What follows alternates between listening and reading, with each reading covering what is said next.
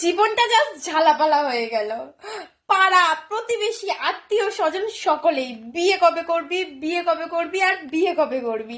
আচ্ছা, তোমাদের কিসের প্রবলেম? আমি তো তোমাদের ঘাড়ে বসে খাচ্ছি না, কিছু করছিও না, তাহলে কিসের প্রবলেম, কিসের? আমি তো তোমাদেরকে জিজ্ঞাসাটাও করতে চাই না যে তোমাদের বয়স হয়ে গেছে, তোমাদের সংসার জীবন কখন ছাড়বে, তোমরা কবে মরবে, তোমাদের ছেলে মেয়ের কবে বিয়ে দেবে, কি হবে না হবে, ছাতার মাথায় কিচ্ছু খবর নিতে যায় না। হ্যাঁ, মানছি কিছু কিছু মানুষ নিজের ছেলে মেয়েদেরকে তাড়াতাড়ি বিয়ে দিয়ে দিয়েছে, তাই তো? তাই অন্যের মেয়ের সুখ তোমরা দেখতে পারছো না। আমি বুঝতে পারছি তোমাদের মনের কষ্টটা, কিন্তু তোমাদের কি লাভ হবে? আমার বিয়ে হলে তোমাদের কি লাভ হবে বলো? আমি তো খাওয়াবো না, তোমাদেরকে খাওয়াবো না। তোমরা মরার ঘাটে যাও, তারপরে আমি বিয়ে করব, বুঝেছো? পাগল হয়ে গেছে আমার, এখনকার এত হাসি পায়।